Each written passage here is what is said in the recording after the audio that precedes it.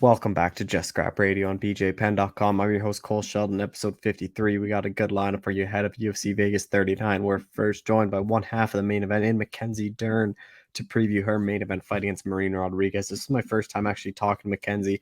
A really good chat about how this fight kind of came together, how she kind of figured after her last win she would be getting a main event, and how she kind of knew Marina would be that opponent. Kind of dived into the strawweight division and she thinks a win here kind of gets her that next title shot that allows her to leapfrog Carla Esparza. Next, we are joined by Randy Brown, who's in the co-main event against Jared Gooden. This fight kind of surprised a lot of people, but it's a really intriguing one. We talked about Randy, how this fight came together. There wasn't a whole lot of notice on it, but Randy said that just a fight to get him another. He just wanted to fight, get him another win, and hopefully then get a ranked guy. But he knows this is a fight that a lot of people are going to look forward to, and it's a fan-friendly fight for sure. Then we're going to be joined by the third fight from the top, and Tim Elliott to preview his fight against Matthias Nicolau. This is a really good chat. I always like talking to Tim just about how this fight kind of came together, how he turned actually a couple fights down because he wanted to fight someone ranked ahead of him. He was obviously supposed to fight Sue Mudaerji in June. Sue pulled out, and then since then he's just said he got a lot of unranked guys or just guys that in this stage of his career didn't make sense for him, and he's trying to kind of work up the way the flyweight ranks. But really good job with Tim as always. Then we're joined by Charles Rosa to preview his fight against Damon Jackson. This is a really intriguing matchup. Charles Rosa is actually the betting underdog in this one. He's coming off that good win over Justin James. Damon Jackson coming off a tough fight against Alia Tuporia, who is a tough out for anyone in the featherweight division. But good chat with Charles, and we also got some hockey and some other sports talks in there at the end, and we close things out talking to Jared Vanderaa to preview his fight against Alexander Romanov. Romanov 14-0, coming off that really weird win over Juan Espino, where they only go where it's a technical decision. They go only a couple bit into the third round, and then an accidental groin shot, which Juan didn't think was a groin shot, but really weird one. But Jared Vanderaa knows this is a tough fight. He knows Romanov's a very good wrestler. He knows his fight against Spivak showed that, or he thinks that one didn't really show how good of a grappler he is, but this is a fight he's really looking forward to. He thinks he can keep this one standing and knock out Romanov and get a massive win and put him right up there in the heavyweight division. But really good chat with all of them. Really good show. I hope you all enjoy. Be sure to share the show, subscribe, and thank you all for listening. All right, we're joined by Mackenzie Dern, who's headlining her first UFC show. Mackenzie, how's it going? I'm doing good. Like you said, my first main event. So I'm so excited. I think this is like a big step in my career. I'm happy to be able to like kind of finally see some numbers, kind of the next contract negotiation. I think we can really get some big things. Hopefully it'll be my fifth consecutive win. So I think that'll be like one of the most in the strawweight division. So yeah, this fight is really, really important. It's another step in accomplishing my goal, as being the champ. But I think there's a lot of things that can change really my career off of this fight. So I'm really, really excited. After you beat Nina Nunes, did you think a main event would be next? Because I thought they might put you in one after that performance. Yeah, I thought so. They had mentioned it. They offered a main event with Marina for July 31st. Um, And then they had also mentioned like maybe about taking the main event with Michelle Waterson if Marina couldn't fly out because of the whole pandemic thing and stuff like that. So they were kind of saying some things. I saw a couple interviews of Dana just kind of saying some cool things about me. So I said, okay, I think I'm on like the good side of the UFC, so I'm really happy about that. And I was thinking like, okay, I think our main event is coming pretty soon. I hope so. And when they kind of hinted at you filling in for Marina if she couldn't get it, did you have a feeling you'd be fighting the winner of that fight then? I knew I was gonna be fighting Marina like basically like December of last year. We were kind of looking for a fight. Marina's one of the girls. They offered her, but I think she was injured at the time. So then I ended up fighting Virna. She was one of the ones that were Virna. I think at the time was like 13. I was 12 maybe or 11. So we were looking for someone ahead of us. But when they offered Marina and she was injured, I thought, okay, maybe she'll be a fight in the future. And then she ended up fighting in January. She beat Amanda Ribas. And Amanda was like my only loss. So we were doing, I knew that it could be a possibility. Her being like Brazilian too, I was like hoping maybe it'd be just more for the belt or something like that. I like started following her on Instagram, but it's funny, all the people who I start to follow on Instagram, I end up fighting them like one fight later, you know. So I'm like, oh my gosh, you know. How different is training camp now preparing for 5 rounds? Or I assume you probably were always training to go past like a 15 minutes anyways. Yeah, we've been training for 5 rounds for a while now, just in case we would get like a short notice or something like that, you know. Um, and yeah, just to put like making the training each time like harder and harder. So we're prepared. If they do like 10 rounds, we can go 10 rounds. Hopefully, I don't need more than one round. You know, that's the goal. But we're ready. We're feeling good. We've been training hard, like kind of just that style, like 5 rounds, but it's like every 2 rounds it's someone fresh, or every round it's always somebody fresh. Like, and I'm doing straight. So just getting fresh people, trying to like take your head off all the time during training, and push you hard. So that's basically what we've been doing. Well, what was camp like for this one? Like, did you do most of your work with Perillo in that gym again? Yeah, all my camp is at Ruka with Jason Perillo. Um, yeah, I mean, I think the biggest thing is just like I just train my striking every day. All my training is striking, striking, striking. Of course, getting close. My dad comes out. He's like 4 weeks before, 5 weeks before the fight. He comes out like for Wednesday, Thursday, Friday, and then we'll do like takedowns or like jujitsu and stuff like that. But I've been training jujitsu my whole life, so it's definitely I just kind of do it just to keep my mind fresh and some new positions, what's kind of going on in the jiu-jitsu world. But every day I'm just working my striking, my striking, my striking, my strength training, just to try and catch up to the girls, who are on the top, So mostly striking my training. How big of a help is Jason? Just because he's a very like good striking coach. Obviously, Marina, that's kind of her go-to is her striking. Yeah, no, he's so important, he's really helping me so much. Just so I have a base, I think the base is one of the biggest things. So I can like throw punches and be able to like, you know, keep throwing punches, not like throw one punch and then totally be off balance and not be able to follow up with anything, or just my takedowns be totally, with no strength, no power, anything like that. Kind of just seeing I can kind of set up things now, which is crazy for me because in jiu-jitsu I always set up things, I'm always like, okay, I'll put the sweep here to make her defend, and then I'll go to the armbar here or whatever like that. And now I'm understanding, like, okay, they have kind of the same thing with striking and things like that. So now just, working my strike, I kind of feel like I'm not a striker, but I feel like comfortable. Okay, if I can't take Maroon to the ground, I'm prepared to go all the rounds standing up with her too, you know what I mean? So of course the strategy is to take down, get in, get out, no injuries, no like elbows to the face, broken noses again. But if we need to go all 5 rounds, he definitely has given me the confidence that I need to be able to go in there and hang and and even like surprise, because no one expects me to have good striking, And I think the biggest thing too is like we're actually talking about this, how Coach Perillo, he's like so we just like laugh all the time, like his energy at the gym is like such a great thing. It makes you like excited to go to the gym. It's always fun. It's not like a heavy energy about it, and just it's very light, and it makes you want to be there and keep wanting to learning, and you have a good connection with your coach. I think that's so important. So he's awesome. He's been this will be my 4th fight with him. In like 1 year, almost in 1 year. It was 1 year in September. So really excited, like hopefully 4 wins, and hopefully we go all the way to the belt. How do you kind of how do you think you match up against Marina? Because I think a lot of people just kind of view this as a striker versus kind of grappler fight. Yeah, I mean, as the grappler, I think this is a good fight, you know what I mean? A great fight for me. Just like strategic wise, I don't know I don't know what strikers think about grapplers. I don't know if they think like striking can be grappling, but for me as a grappler, I feel like, oh, the grapplers can, if we can hang in there and take a couple punches and get to the ground, it's a better fight for the grapplers, But yeah, it's definitely that. Nina was that too, I think Nina even had a little bit more background on the ground than Marina, but Nina was a striker versus kind of grappler idea, not Marina. But it's exciting, it's kind of crazy because I'm like the favorite.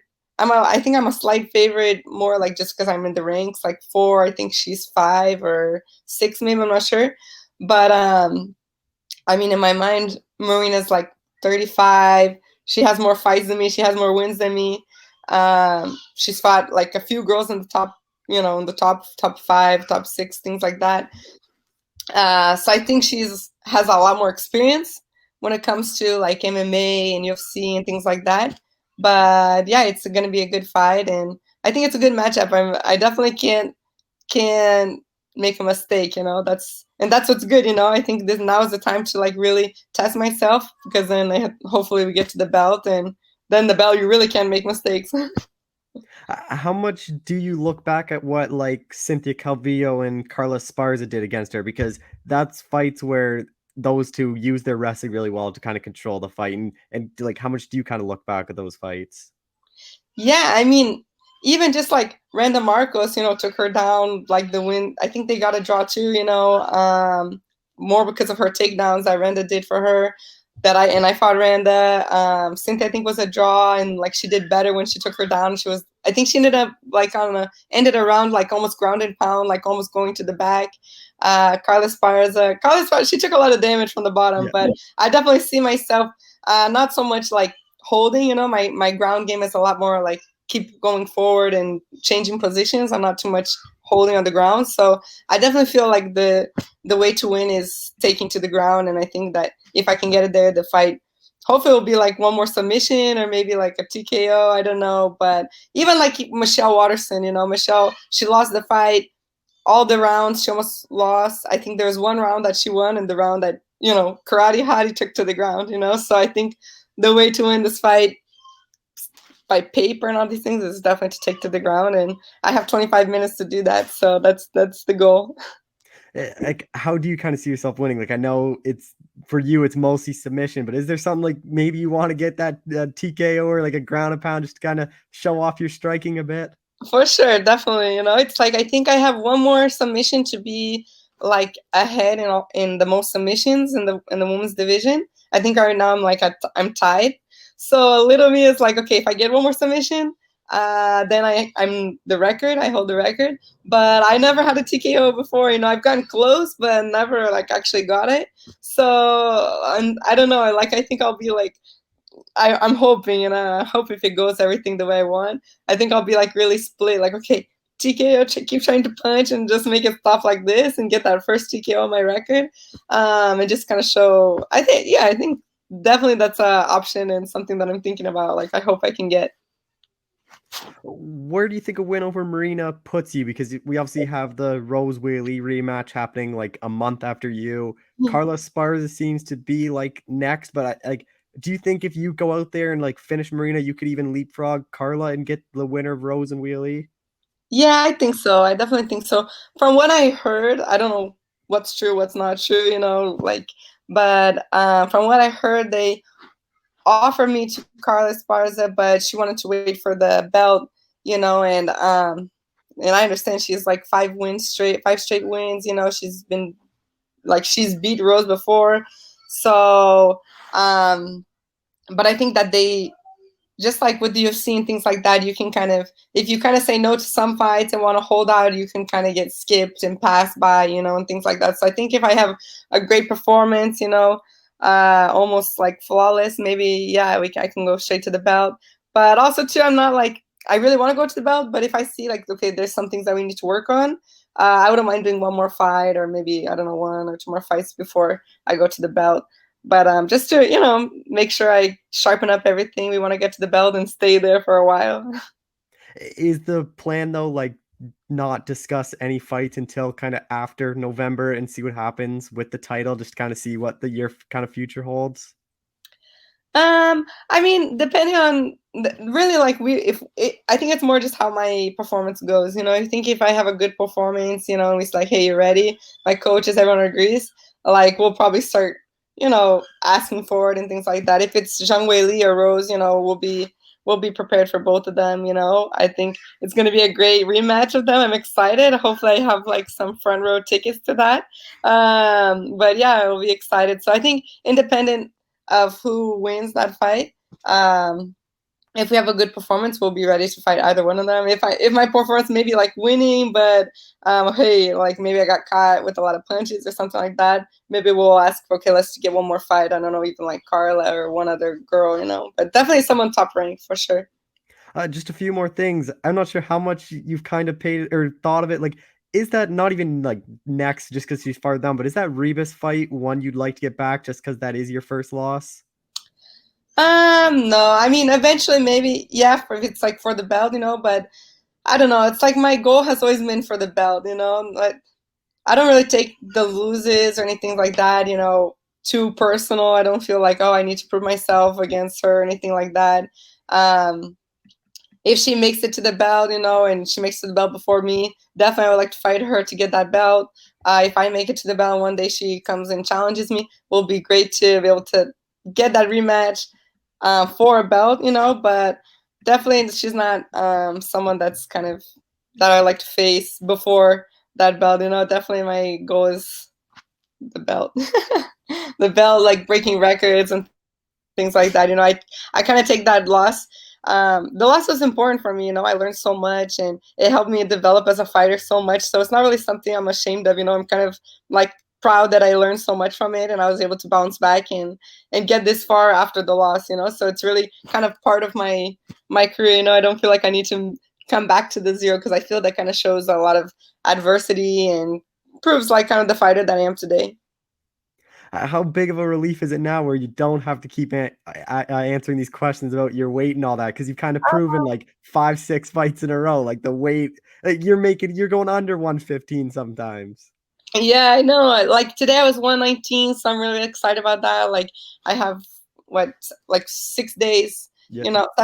yeah, 6 days for the weigh-ins, for 4 more pounds. So I'm really excited. Like have good energy, and I'm not like so tired and things like that. Just kind of recover and take the next week like slow and just cut down on the weight. So I'm really excited. I think, yeah, I think everyone was kind of had that image of me about the weight and things like that, and I'm able to like really just kind of push that to the side and people can forget about it and like really pay more attention of all my hard work I've been doing now. So I'm definitely so excited to not have to be answering too much about, oh, is she gonna make weight, is she gonna actually, I think people probably still say it just to joke around with me and mess with me now, so now I can laugh about it. Obviously it's not something I'm proud of, but I'm definitely proud that, hey, I got my life straightened up and focused and it's working. It's definitely makes my fighting better, when you're not stressing about weight and critics and all these things. Just last question. Are you hoping your next fight is on a pay-per-view back in front of fans? You've done 5 fights in a row with no one there. Yeah, all of my fights have been at the Apex too. So it's not even been like, I don't know, Fight Island where maybe there's like few people, but they've all been at the Apex, which is good. I like the small ring, the small octagon. That's definitely better for us grapplers. It's not too much space to run away.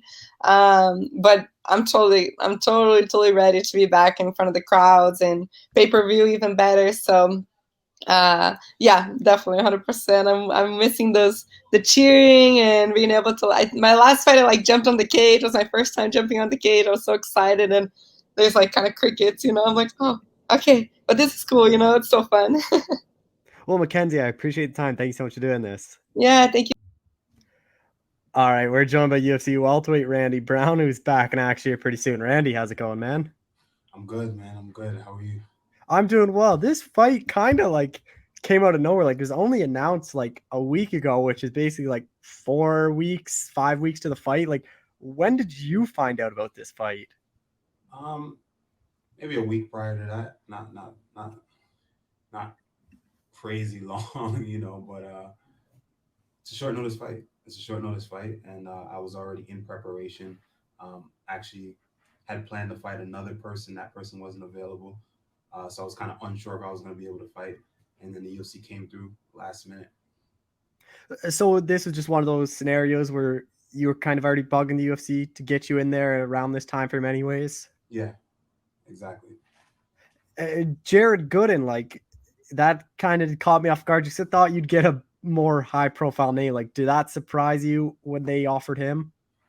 No, not at all, man. Not at all. Honestly, a guy like Jared Gooden, super underrated guy. He's has big power. Really aggressive. And again, styles make fights. Obviously, I'm looking to fight up the ranking, but I'm just looking to stay active, man. I haven't really been an active fighter in the past couple of years, and I really want to get active and be able to build my win streak. And in order to do that, I need people to fight. So I don't think right now I'm a guy that people are just jumping up to fight like that. So this guy was available. He wanted to fight. So that's what I took. How much do you know about him? Because he's 1-2 in the UFC, but like Mhm. his fight against Al Joban was like a really good fight back and forth. Then his last one, like he got a quick knockout to get some hype kind of behind his name. Not much, but what I've seen, I think that he is underrated because he does have some striking ability. Um, like I said, very aggressive, big knockout power, very very dangerous guy. We saw that on display in his last fight. And if you look at his fight against Joe Bland, like you've said, it was a back and forth war, which he arguably won. You know what I mean? So I take him very seriously, and I think that he's a dangerous guy. But I really don't know much other than that, and that's enough. I know you guys do have a common opponent in Mike Graves, who he fought on the regional scene. Like, have you watched that fight? Just kind of see how he fought him, just because you fought him before. That's crazy. I didn't know that. I actually didn't know that. It's so long ago though. It doesn't matter. I Yeah. mean, it wouldn't make sense for me to check that out. If I didn't notice it, that means it was too long ago. And I don't think he's watching that fight to study for me either, because I mean, I get better every fight, so I'm not too worried about that. I know you're a guy that you like to go out and strike, but is this one of those fights where I wouldn't be surprised if you kind of implement the wrestling, and because I think you have probably a big advantage on the ground over him. Um, hey man, I'm a mixed martial artist, and whatever presents itself or wherever I see fit to take the fight. I think that I do believe that I have an advantage on the feet and on the ground. Um, Obviously, I feel like I'm just a better fighter, but I think I can get it done wherever I want to get it done. Yeah. How do you kind of see the fight playing out then?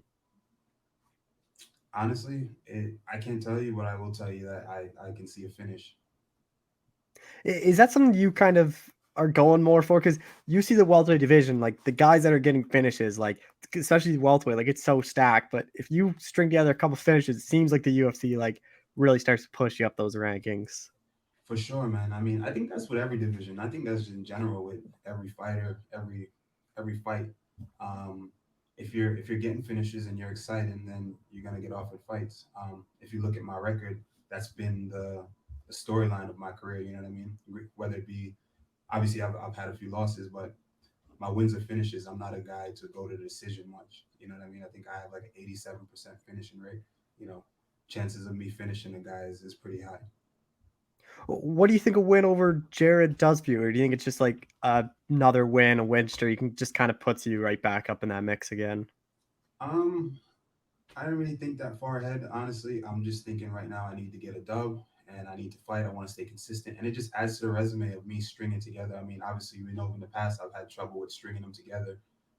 Obviously, I've faced tough competition the whole time. But I think this just gives me an opportunity to string them together, and move forward. I know you're a guy that sometimes you like to call your shots. Like, do you already have someone in mind, or is it just full focused on Jared and that's we'll see what happens after? It's crazy, man. I usually do, but I haven't even thought about it until you mention it now. No, but maybe I will think about that. But honestly, I just been locked in on this one dude. It's a little short notice for me. I mean, you guys know I like long camps in order for me to really be at my best. But you know, I've been in shape and I've been fit, so I just been locked in on him. Once I found out about him, that's all I really been locked in on right now.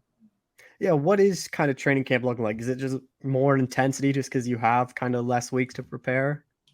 Um, you can say that. You can say that. Yes, yes and no, because the intensity was kind of up already because I felt like that was the day I was gonna fight. I was gonna fight in October. They were like, well, I kind of just assumed it would be October. I kept asking for October, and they were like, okay, well, we'll look. So I just started getting in shape. Um, so I picked up the intensity then. Um, Once the first guy got offered and he wasn't able to do it, the intensity came down a little bit. But then a few weeks later, they came back with this dude, and then we bumped it right back up. So it was kind of like a deload week in a way, where I kind of just eased off and recovered a little bit.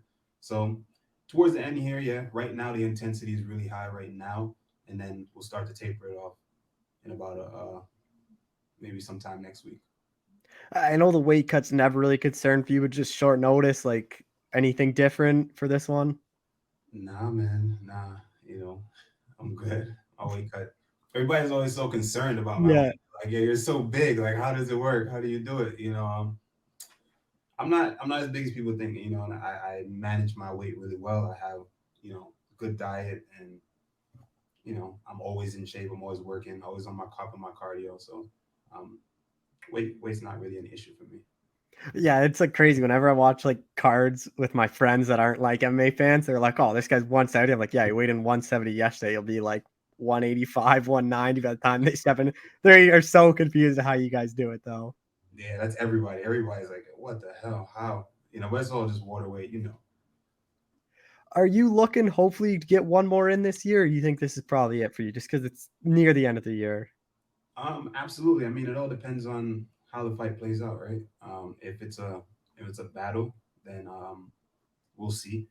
But if it's a quick fight, and it doesn't go the distance, and I'm able to get in there and with minimum amount of injuries, hell yeah, right back in December. I'm with it. Let's do it. What is training camp like? Are you still out in New York? Because I know a lot of guys left. You're talking about, and I think everyone's kind of coming back. Or are they still not back? Everyone's not back yet. Still, people are kind of like in and out. Some people left for good. I lost a lot of good training partners. So right now for me, earlier in my camp was different. It is different now. You remember we spoke about me training in my backyard Yeah. for the Luke fight and all that shit, which was trash. But now things are different. I've traveled to Cali. I train over at King's MMA from time to time. I did that in the beginning part of this camp, and then now I'm here. I go to Philly sometimes, and I train over at with Daniel Gracie, with those guys over there. Um, so I'm getting the work that I need to get right now.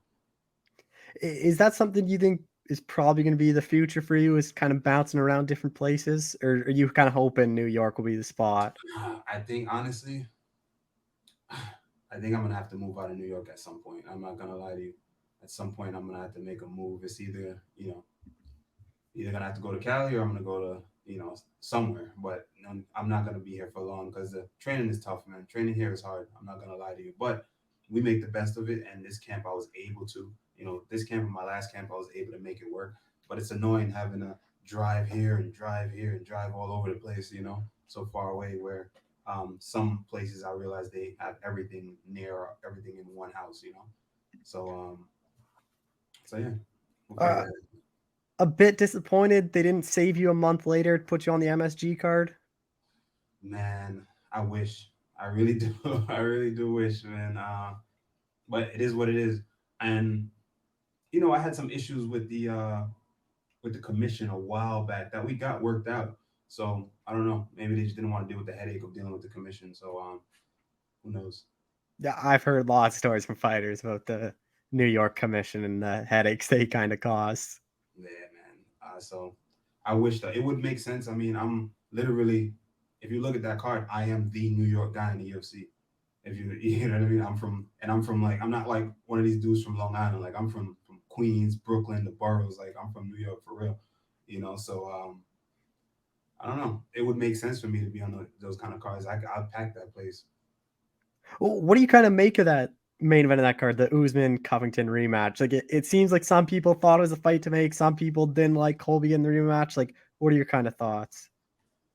Oh man, I think it's a good fight. I love the first fight. I love how it all unfolded. I love the drama leading up to it. It was high intensity.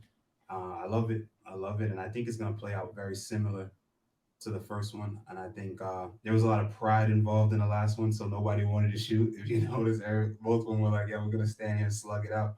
Um, but it was close, man. It was close. So, but I think it plays out the same way. I think Usman gets it done. I think Colby shoots this time though, like pretty early. I agree. I don't think early, but I think he does shoot at some point. I was telling my friend who's a big UFC fan, I said within the first 2 minutes, I think he shoots. Oh yeah. All right, shoot.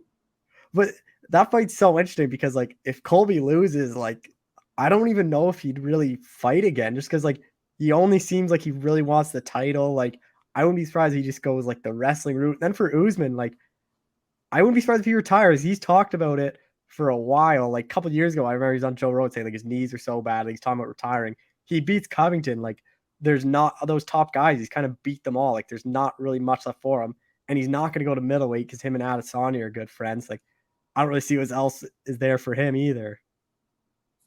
True. I mean, I can see it. I can see it playing out that way. I can see him retiring, but Kobe, more so Kobe. I think Kobe is, at least from my perspective.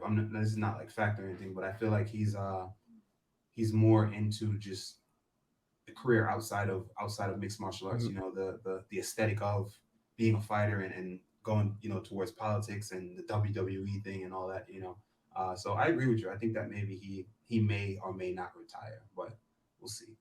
But as far as Usman, yeah, he's dominated the division, but we got a lot of young new talent coming up in our division, man, and a lot of hungry guys who've been around for a while too. So I think that it'll be refreshed within. Maybe he beats him, and maybe he beats Kobe, and then in a year or so, man, next year, middle next year, I think we start to see some new talent coming out of new or old talent coming out of the welterweight division. Just last thing, how disappointed are you just at the Apex? I know whenever I talk about to you, like you kind of hate the no crowd. You go from your first fight back in front of fans, and now they're putting you back in front of no one. I know, bro. It's so weird, honestly. It's weird because I don't see a lot of guys talking about it. So I'm thinking maybe it's just me, but I really don't like the no crowd, man. It's just a weird feeling. It feels like sparring, and you know, not that it's a bad sparring's bad, but it just feels weird. I perform better with the electricity of the crowd and that the lights and the whole, you know, everything, the whole experience that puts me in a different zone. Whereas where we're just sparring, sometimes it feels a little different, and it feels a little more.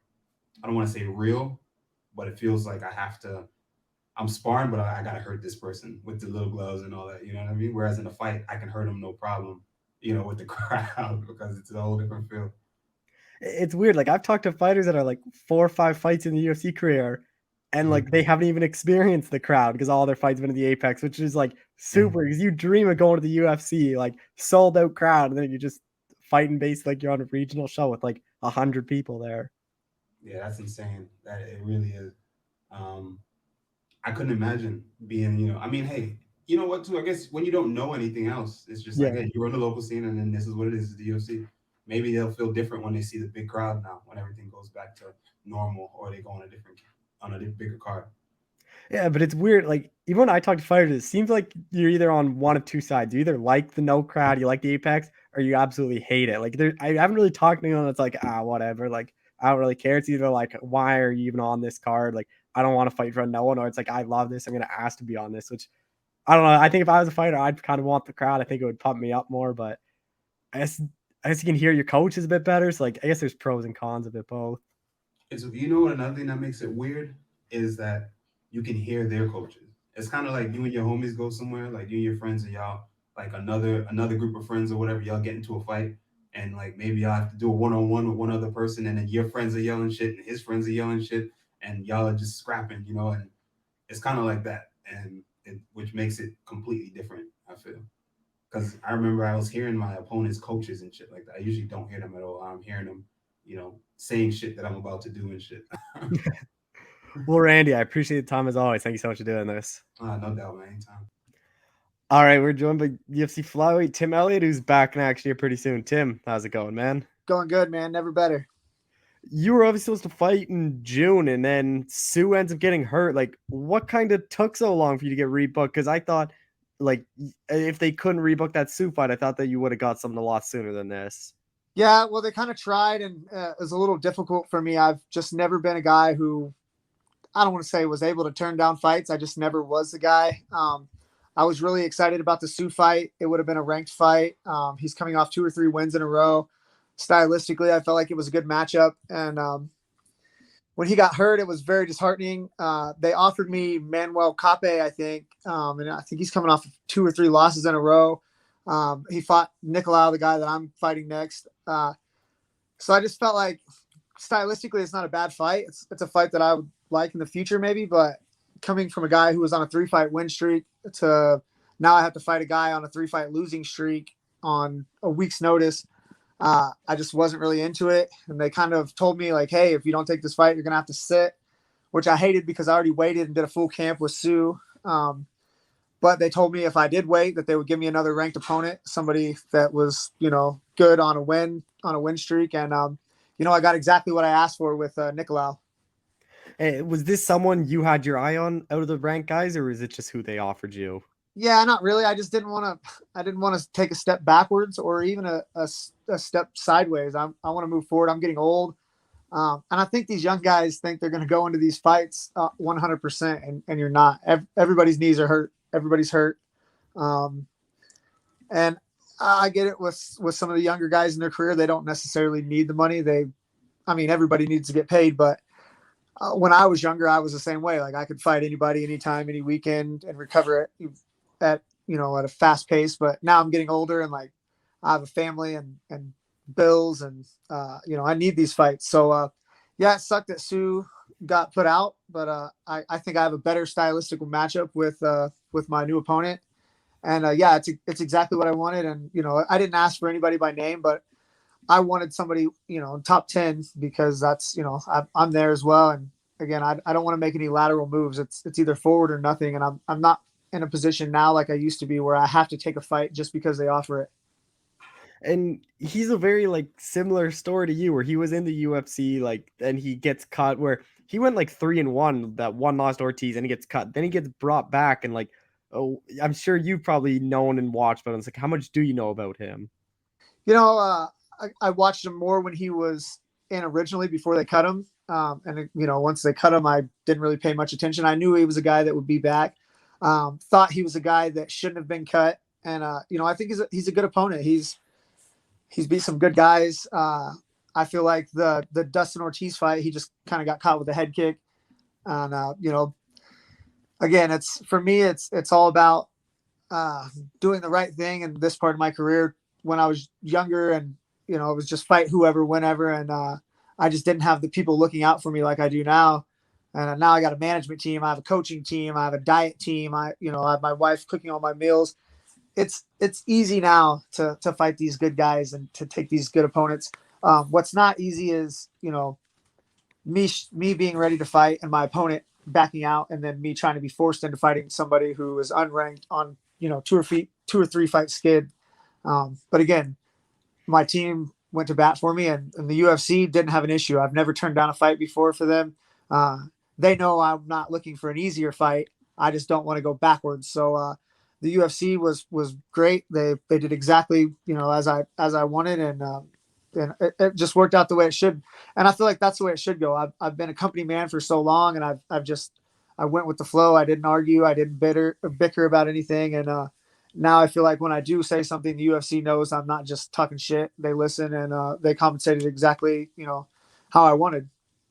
How do you see yourself beating Nicolau? Because if a lot of his wins are by submission. You're a very good grappler yourself. It sucks that it's always this way, but just the way that I fight is, it usually ends up being a 3-round fight. I train for 3 rounds all the time. I like fighting. I like to perform. Like, obviously I want to get a knockout or a submission, but I train to fight for 15 minutes, and I like to fight. I like to fight for that amount of time. I like to put ring time in. I feel like it makes me better getting in there and having that time under my belt. But, I just don't know. I feel like the same way I beat anybody is take them into deep water, make them uncomfortable for 15 minutes, and then get my check and go on to the next one. Your beginning of October. So do you think you could get one more in this year? Or do you think this is probably it for you? No, I would like to, I want to get this fight and then get another one right away. The division there's crazy things happening right now. It's the best time ever to be a flyweight. And if you're hanging out waiting for something to happen, then you're going to get passed by. And I want the UFC to know, I'm here to fight. I'm ready. I want to fight the good guys. I want to fight the named guys. And if they want me to be the guy that'll fight short notice and fight anybody, that's not a problem. I'll be that guy too, but I want to get a flat pay rate. If that's the case, don't pay me a show and win money. If you want me to be the guy that'll fight at 25, 35 every weekend, I would love to be that guy, but I'm going to need a flat pay rate in order to be that guy, which would be would be awesome for my next contract. Do you think that's something the UFC would do? Like, I know a lot of like champions get it. I think some like number one guys get it. Like, do you think that's something that they would look at more in the future? Is flat pay or like just flat? Because I think the show and win is like I think that has to go personally. Yeah, I mean, it's silly. Like, nobody ever fought harder because they thought they weren't going to get their money. You know what I mean? Like, you want to win, whether it's even if there's no money on the line. You don't want to lose a fight. It's a hard game to lose at. But yeah, I think certain people, especially if they're doing, short notice fights or fighting whoever, guys like Justin Gaethje, these guys who he's going to come out and fight tooth and nail, win, lose or draw. You're going to get your money's worth, and like those are the flat rate guys, and I want to be one of those guys. My dreams of being, I never wanted to be the greatest fighter ever. All I want to do is, like, when it's all said and done, look back at my fight videos and be like, man, I did some cool shit. I did some shit that nobody else did. I fought hard. I want to impress myself when I'm older. And I feel like a flat rate guys, those are the kind of guys that get that. And if anybody's one of those guys, I feel like I should be that guy. I've had fight of the night, I think 5 times in my career. I've won the Ultimate Fighter. I fought for a UFC world title. I've never missed weight. I've came to fight every time they've ever asked me to without giving them any problems. I've never had any criminal history or any, drunken moments where I broke windows out of anything. I've never done anything to make the UFC question, my loyalty to the company. And a flat rate would be something to, for a lot of fighters that would make them feel like the company's being loyal back to them. Even if you don't get a flat rate, I think the 50-50 is done. Like, even if they make it like 80-20 or something, so it's like a tiny bit is on the win. Right. But or just pay a flat rate, and then if they win, give them a bonus. Yeah, that could work too. But with the flyweight division, like, you have Cody Garbrandt coming down. Like, there's a lot of big names. So, like, do you have like someone you like a call in mind? Because like this is the time where, like you said, like flyweight's really never been better than right now. If I get this win, I would really like that Askarov fight. I felt like that was a fight that I could have won and should have won. Cody Garbrandt's another guy. Like, I love Cody. I've been a huge fan of his. But he's a guy I would like to fight just because that's going to be more eyeballs on me. He comes down to the vision. More people want to see. Those are the fights that I want. That's exactly what I want. But like you said, I want to be the active guy and be ready. So whenever they're like, oh, this guy can't do something, like, they know they can hit up Tim Elliott and I'll be ready to go. Just a couple more things. Like, I know you don't want to sit like how you have been from March till now, but one of the good things is you're under James, and I'm sure you've only been improving those times off, because that's the time where you kind of improve a lot. Man, it really is. And it's one of those things where, like, everybody wants to get better when they're not in fight camp, but you kind of take it easy when you're not in fight camp. Like, I make my best gains when I'm in fight camp. And I literally went through a whole fight camp and my fight got canceled. And so now I get to do it again. And as much as it is hard on my body, like you said, I'm getting the toolage of James Krause and Jeff Molina and all these guys. Like, and the cool thing about our gym is it's a culture and we have a collective. Like, I'm not a coach and I'm not a teacher, but every day when James is in there talking and saying shit, I pipe up and I speak my 2 cents, because I know I'm a valued member of the team and that people respect and want to hear what I have to say. And everybody in our gym has that same right to speak out, and they do. And like, man, this is the best I've ever been. I've been doing this. I've been in the UFC since 2012, and I'm more dangerous now and better trained and more well-equipped now than I've ever been. And I can't believe James didn't get nominated for Coach of the Year. Like, I don't understand that at all. Yeah. I mean, the thing is the proof is in the pudding. Nobody comes to Kansas City because it's cool. Everybody goes to Las Vegas. The coaches in Las Vegas get guys handed to them on a silver platter. Or Florida. No, yeah. Nobody comes to Kansas City because the weather's good. Like, we come here because James Krause is here. So, like, that says something in its own. And our team stands on its own legs. We don't have to.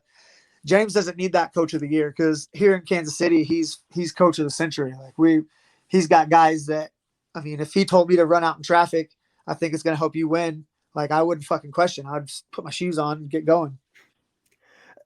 One of your friends and Joe Benavidez just announced his retirement. Like, what have you had a chance to talk to him? I haven't. I posted some things on Instagram. I'm sure he's getting flooded with stuff, but I mean, what a legend. And right now, I mean, it's perfect time for him. He paved the way for these guys and including myself.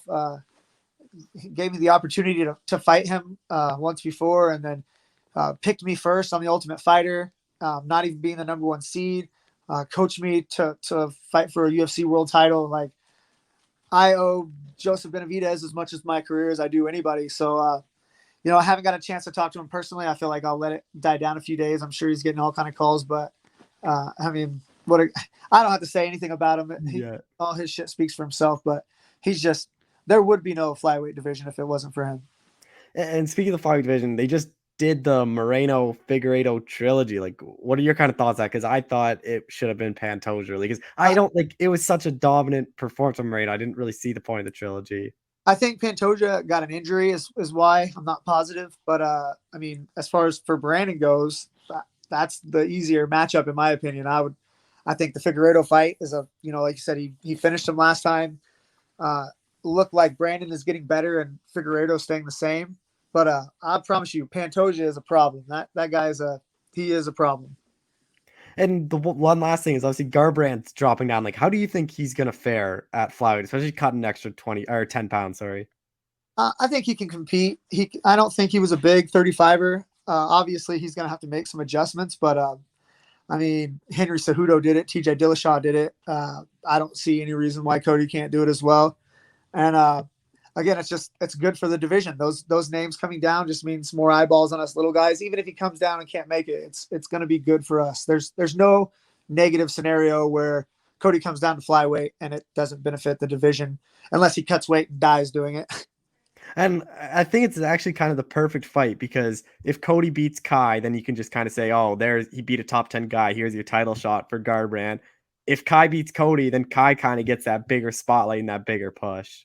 It's a win-win. Like I said, there's no scenario where Cody coming down doesn't benefit all of us. And Kai is a perfect fight for him. That's like you said, it's Kai wins. He deserves a big bump. And if not, then Cody probably deserves the title fight. And again, Cody getting the title fight is good for all of us just because he's a big name.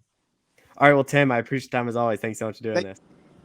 All right. We're joined by UFC featherweight Charles Rosa, who's back in action here. Charles, how's it going, man?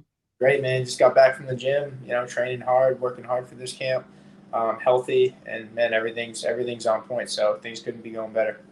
I remember we talked after your last fight. You said like October, November. So is this kind of that perfect time for him? Early October? Or is this even sooner than you thought you'd get back in there? Yeah, perfect timing, man. I accepted my last fight. I was in a hand cast my last fight when I accepted the last one before this, and I was like, but I feel really good about this, man. I'm coming off a big win versus Justin James and UFC Vegas back in June, at the end of June, and coming off a win, and I'm looking to get my first 2-fight win streak in the UFC. I've been in the UFC for 8 years now, and I win one, lose one. I fought some of the best guys in the world, like Rodriguez, Dennis Seaver when I made my debut against, and some of the top guys in the world, and I think I just need to get get that 2 in a row, man, and I'm excited to see what the future brings. I really truly feel I can make a run for the title once I get this W. Damon Jackson, was this who you had your eye on, or was it just who the UFC offered you? Yeah, it's who the UFC offered me. My manager, Jason House, takes care of it. I told him what I wanted to fight. I said, I wanted to fight on the Madison Square Garden card. I heard the guy Billy Q was calling my name out, Billy Quarantino. He called me out on like an ESPN card a while back. And, man, I loved that fight. I was all for it. I was in on it. And I was hoping to fight him November 6th at Madison Square Garden. But, I said I wanted to fight. I basically was like, yeah, let's run it, dude. Like, that's a great fight for me. He's an up-and-coming guy. He's, it's a big fight. Boston versus New York. Like, it's exactly what I wanted with a crowd. Like, I feel like I compete much better with crowds. So I let my manager know that. But I think, what it is that the uncertainty of the event. Like, even though the event is booked, they have the awesome card and everything looks good. You don't know the uncertainty with the COVID. Like, what if they just cancel the card and then you get pushed back? Like, this was a sure thing. Good matchup, good opponent. It was sooner. And then in my head, I'm like, hey, I could win this fight and still fight November 6th. So, yeah, man, I mean, I'm ready to go. I got the opponent and instantly said yes. And, right back on the grind. I mean, I never stopped training, but just keep it going and just, tighten things up a little bit. Damon Jackson, like, he's a guy that his second stint in the UFC, like, you fought like similar guys. You fought Kevin Aguilar. So was he. Like, how much? Like, what do you kind of make of this Damon Jackson? Because he's looked a lot better in the second stint compared to that first one. Yeah, for sure. He got in pretty young at an early age. And, I mean, man, he's a savage. All these guys that are fighting in the UFC, it's not like in boxing where you get like tomato cans. Like, hey, we'll feed him a couple tomato cans and give him like a world title fight. Like, every UFC fight for every UFC fighter is basically like a world title fight. Like, if you're fighting someone, you're fighting the guy that's the best from his either state, if it's in the country, if it's in the United States. Like, you're fighting the best guy from Texas, you're fighting the best guy from New York, you're fighting the best guy from California, the best guy from Boston, and you know what I'm saying? Like, you're fighting the best of the best. And then if you fight a guy from Russia, you're fighting like the number one guy in Russia. You go to Japan, you're fighting the number one guy in Japan. And you go to Mexico City, like when I fought Yair Rodriguez, I fought him a split decision fight. It was a fight of the night, amazing fight. You fighting the best guy from Mexico. So like every one of these fights, if the UFC didn't exist, it would be world title fights. But it's the way it is, and this is the biggest show in the world, and it's the biggest one, and that's why we're at the top of the show. It's the highest level. Are you a bit disappointed you haven't got on one of the pay-per-views that have fans back? Yeah, I mean, if you watch all my fights, like before the pandemic, like I had before the pandemic, like all my losses were fight of the night. Like anytime, like I had a lot of bonuses. Like the crowd changes things. You know what I'm saying? Like I never had a bad performance in my life. Like with the crowd, like I always show up. And if I ever lost, when there's a crowd, it's fight of the night or it's a split decision or some bullshit. Like I feel like I won, all my fights that I fought. You know what I'm saying? Like, but it is what it is. That's why they got judges. But the tough fight I had against the Bryce Mitchell fight, like I just feel like there's a couple things, like I don't make excuses, like, but it's just when you're there and like I'm so used to, if I'm in a twister and I get out of a twister and there's 20,000 people screaming in Jacksonville instead of nobody, the fight goes different. There's a momentum swing. But when you get out of a twister and then you just hear his coaches telling what to do next, you're like, oh damn, like you really don't get to build any momentum. And I feel like, I come from team sports. I played hockey and, sports my whole life growing up as a kid in Boston. And I feel like, like when you watch like the home crowd, you watch sports, and like hockey games in the playoffs. This is a different environment. So I feel like I feed off that. Some people break under that. So I feel like I'm one of those guys. You look at my record, I'm undefeated in the Boston Garden. I get the most all-time wins in Boston all time. And all three of those events have been sold out TD Garden, Boston Garden shows, and I'm undefeated there. So, I just, I feel like, in the tough ones, like when I go to Mexico City and it's a Mexican commission and I'm going against Yair and the judges give him the nod, a fight I thought I won, like really tough. And same against Shane Burgos when I went to New York to fight Shane Burgos, like another one, like, man, I was whooping his ass 2 rounds and he catches me with a shot. I instantly get up and swinging and the ref just jumps in when I'm on my feet. And like, I don't know, I don't make excuses. Like, obviously, like I don't think anybody agrees that like, as the fight's on the feet and you're standing up, like they shouldn't stop a UFC fight. At least let the guy go down or get on top of you. Like I was disappointed about that one, especially being up 2 rounds to none. But it's the name of the game, you know what I'm saying? So I always like any advantage I can get, and I feel like the crowd's a huge advantage for me. But this fight is again with no crowd, so I've gone in there and I've won a couple of big fights in Vegas, and looking to continue this streak, and then hopefully the next one I'll get on a big card, and get that fans back. How do you see this one playing out? Because stylistically, like it's an intriguing matchup, just because Damon's obviously a really good grappler, just like yourself. I think both you guys have underrated striking. I don't think both you guys get enough credit for your striking. Like, how do you kind of see this one playing out? Yeah, man, I think it's going to be a tough night for him. I mean, I'm finally finding like my groove with my striking. Like it's something I've worked on a really lot in the past, and I've also improved my wrestling tremendously. I mean, since my neck injury about 3 years ago, maybe 2 years ago, that I made my comeback fight versus Manny Bermudez, like I did no wrestling after that. You know what I mean? Like I stopped wrestling after my neck injury because like I was like, that's kind of how I heard it. Like I didn't like, you know what, like the grinding on my body and my neck is just too much. So I'm just going to go to striking. And I've been purely striking for a long time. And then, after the tough performance against Miner and Mitchell, I was like, hey, if I want to be world champion, like I got to be able to do it all. So I kind of believed in my body. My body feels great. Neck feels great. So I started wrestling again, man. And I'm back, dude. I'm 100% right now. I'm the best I've ever been. And I'm really excited for this next one. And as far as like you see the fight going, like I think I have a significant advantage in the feet. Like I would say the biggest advantage I have in the entire thing is my chin. Like you look at him, he's been slept 3 or 4 times. Like, and I don't mean slept like knocked out. Like I've never been knocked out in my life, like from a punch, kick, anything. He's been slept like on camera, who knows how many times in the gym. out cold, like sleeping at least 3 or 4 times, and one of them to a former opponent that I beat, Kevin Aguilar. So I do feel good about the fight on the feet. And as far as the grappling goes, yeah, like I know my skills in grappling. I mean, yeah, I know how durable, how good I can scramble, and I think picking up my wrestling a little bit is going to make the big difference. And if the fight gets to the ground, you're going to see him go to sleep there too. So I feel like I have an advantage everywhere in the fight. You get your hand raised here. Like, are you hoping maybe one more in this year? Yeah, I mean, I'm ready to go always, man. Like most people don't know about me. When I was an amateur fighter. I had 20 amateur fights. I was the number 1 amateur fighter in the country, and I fought friggin' every weekend, man. We drafted Alabama one week, Georgia, Tennessee. We'd just be always finding the toughest fights around the country, and I did it because I loved it. I didn't do it for the money in the beginning, and it's pretty. I worked full time as a chef during that whole amateur career and doing what I did. But like I'm used to fighting all the time because I love it. Like so, if you got to fight for me, I mean, I've never said no to a UFC fight in my entire career. And I've always showed up. So, when they offered Damon, it was an easy answer. But, that's what you got a manager for, too, to work those things out. So it makes it easy. You just sign the paper and let's run it, You get your hand raised here. Like, that would be 2 in a row. Like, where do you think that kind of puts you in the featherweight division? That puts me at the top, or at least puts me against the top guy because, you look at the guys I fought. I mean, I fought in all the best guys in there, and I've never been outclassed by really any of them. I mean, I think Yair Rodriguez split decision fight. I thought I won. One I would always like to get back. He's number 2 or 3 in the world right now. Shane Burgos is he got that Billy Q fight, so that'll be interesting to see how that goes. But that's also a guy I feel like I beat, and I was beating the whole fight, and it's what it is. Fighting in New York, but I fought in the best of the best guys, so I know my capabilities, and I know what I'm capable of. It just sometimes it just takes a little glitch, a little thing. You even look at like Dustin Poirier. I mean, he comes up, he loses to Conor McGregor. He's having a tough time. He's a featherweight.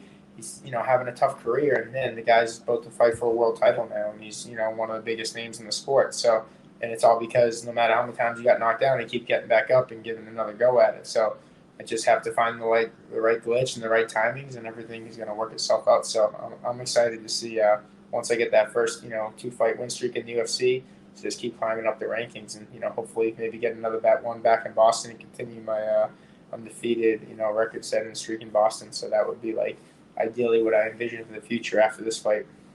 I know something we talked about before is when you were a chef, like, I know you cook a lot of your own meals. Like, how beneficial is that where you don't have to spend money and hire a chef because you can diet down yourself? Oh, it's the best, man. It's I'm doing that right now. You know what I'm saying? Like, I went to culinary school. I went to Johnson Wales University in Providence, Rhode Island, like one of the best culinary schools in the country. Graduated with a degree in there in culinary arts, and then a bachelor's degree in nutrition. And so I have a really good background in this stuff, and it's super helpful, man. Like, I see some of the things that guys are eating like fight week, and I just look at it and I'm like, man, like they're eating like so bad. Like, I mean, the UFC helps us with some of the stuff now, but to be able to add like garlic, peppers, hot sauces, like different herbs and seasonings that don't have any extra calories, people don't really realize that. And it's also like the temperatures you can cook foods to make them much tastier. Like, you can take the same piece of chicken and you could cook it to death and be a dry, terrible piece of chicken. But if you know how to cook that chicken the right way, and you kind of know how to cook it in its own juices or whatever, maybe add some garlic and like rosemary and thyme to it, man, you can make that fire. Like, it tastes so good, and it has it's the same thing you're eating. It's just, the preparation, the method of prep to make it better. So one thing I also do is I still work with the nutritionist, the fight nutritionist, Jackie Kaminsky. She's a girl that I met at the UFC Performance Institute. So, it's always good, even though I feel like I'm great at it. I think I know what to do. It's always good to have someone to bounce ideas off of, to get an extra look and an extra set of eyes on it. Just like in jiu-jitsu. Like, I'm a black belt in jiu-jitsu, but I still have a jiu-jitsu coach, Charles McCarthy, and black belt under Ricardo Laborio. So it's important to have, a team of people to help you, because you can't be the best at everything. You can try to be, but it's always better to have help. Just a couple more things. Like, I know you've been in Florida for a while, a lot better than for you in Boston, especially. You get into the fall and cold weather pretty soon. Yeah, man, we got Tom Brady down here now, man. So we're gonna see him kick off the Bucks game tonight. So that'll be interesting. Him and Gronk are down here, but no, it's what it is. You know what I'm saying? I love Boston. I love going to visit. I love seeing my family, but I do I don't love like the weather as much as I love Florida. Like I'm looking out the window now, I can see a big pool, I can see palm trees, I can see coconuts hanging off the palm trees. Like life is good here, man. It's much easier, better living. And then it's always good to go home every once in a while to Boston, New England, and visit the family and just get a kickback of reality and what made me who I am and what I do. So I still rep the Boston Strong name because I feel like that's what made me. That's my name. You know what I'm saying? That's what I represent and who made me as tough as I am and gave me all my character and building of what I am. And I came to Florida to just better that. So I'm always representing my city and my people and my family, like Team Rosa. And I even got my little brother Lucas down here. He trains down here in American Combat Gym under my head coach Charles McCarthy. And to have him as a training partner, man, he's fighting September 18th on a Risen show, and he's one of the top amateurs coming up in the country right now too. So it's really cool to be able to see him build and follow my footsteps and create the blueprint for him.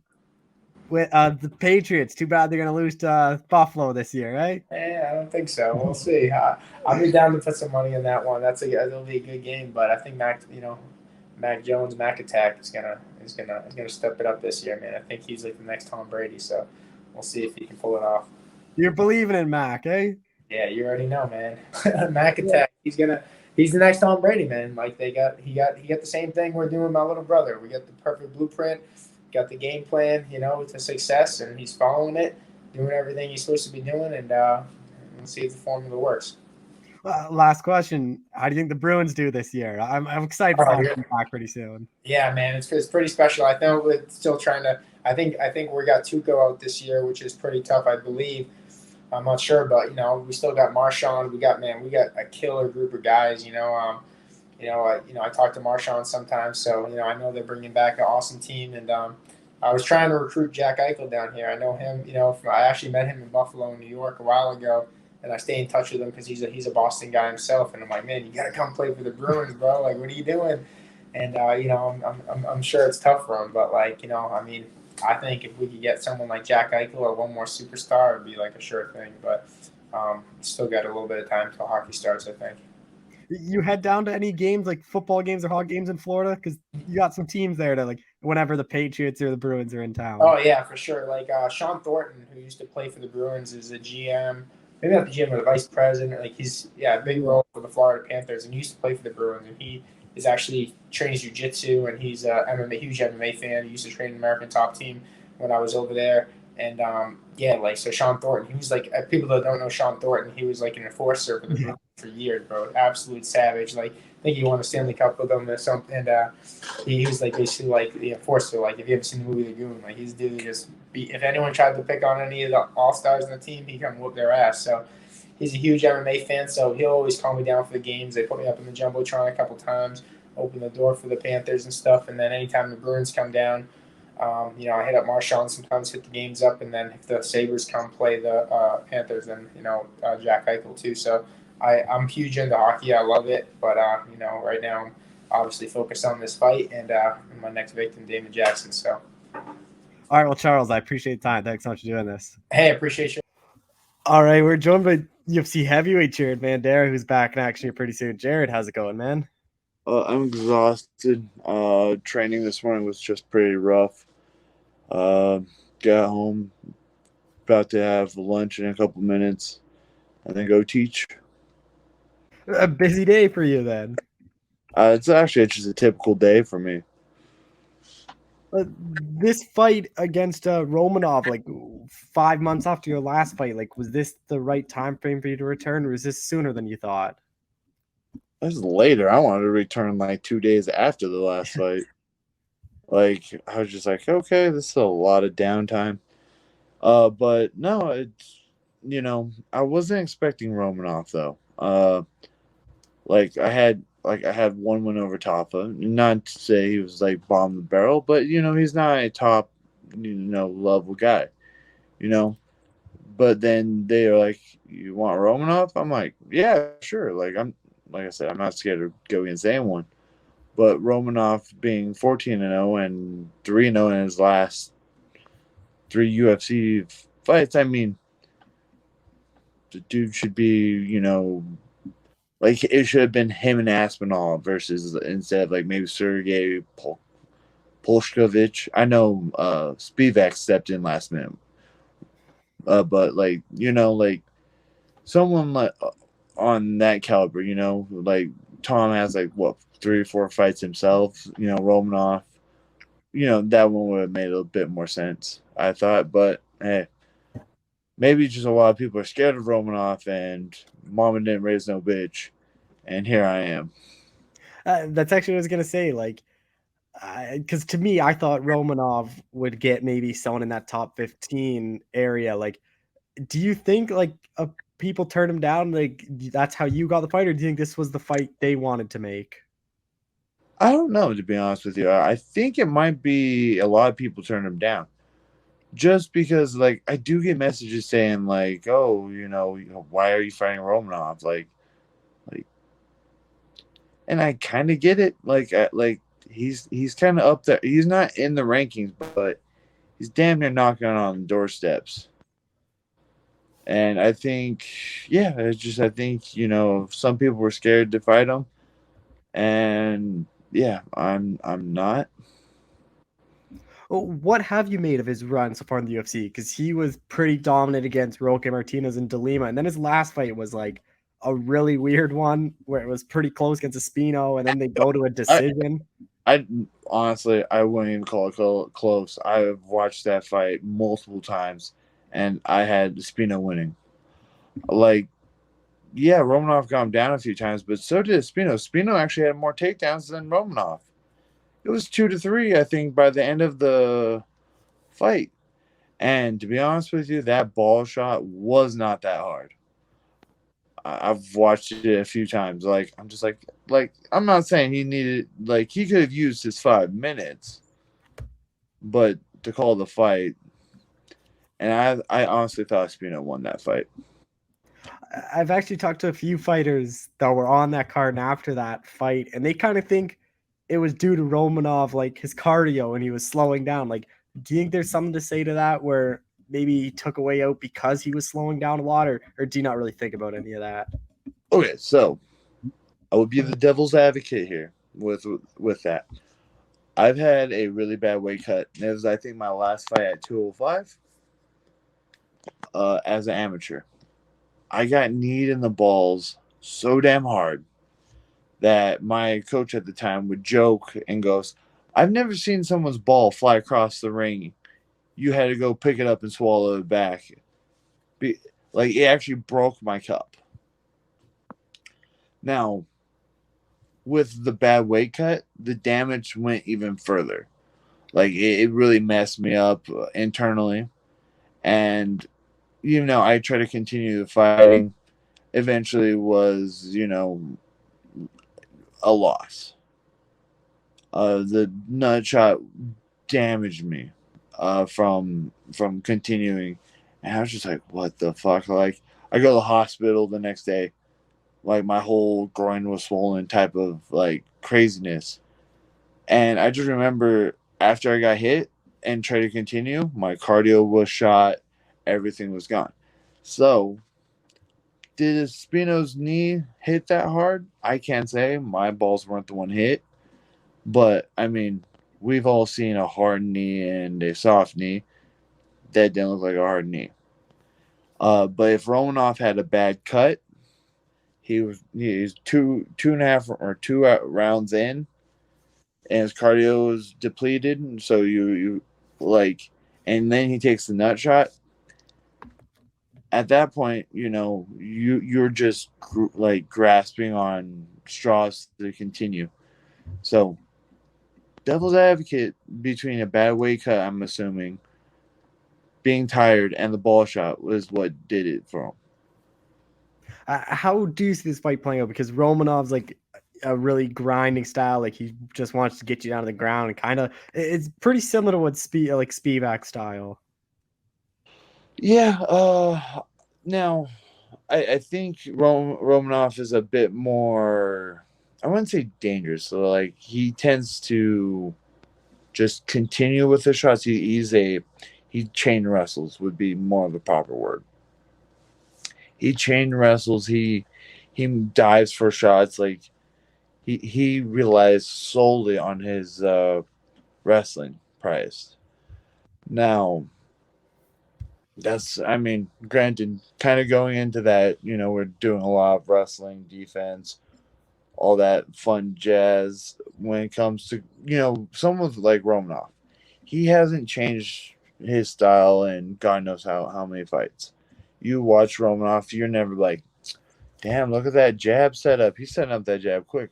Oh, that body kick's looking clean. No, you looking at Romanov, it's like, he's going to eat you. Run. Like, and he's been very consistent with that style. So, and then my wrestling coach really took a dedicated look at this. He was like, he wrestles this way, he does this, and he being a D1 wrestler, getting pretty damn close to the D1 finals type of thing.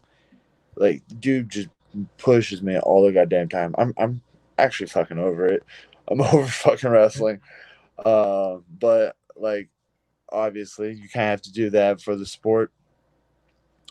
Now going into this fight with his style and kind of, looking back on the reflections of the Spivak fight, I just kind of wish that I never, going into that fight, mentally played that his grappling was just out of this world, and I basically hindered my grappling against his. Because there was definitely moments where I was like, I could have done a lot more, but I was like, oh my God, I'm on the ground. He's realizing it wasn't that amazing. And, I think if I keep that same idea of, I want to get Spivak and I sell myself short. If I go in there thinking, oh, Romanov's this guy that can't not be stopped, that's what's going to cause me to lose. Not necessarily. And honestly, watching his match with Spino, he got taken down, like I said, 3 times. I mean, don't get me wrong.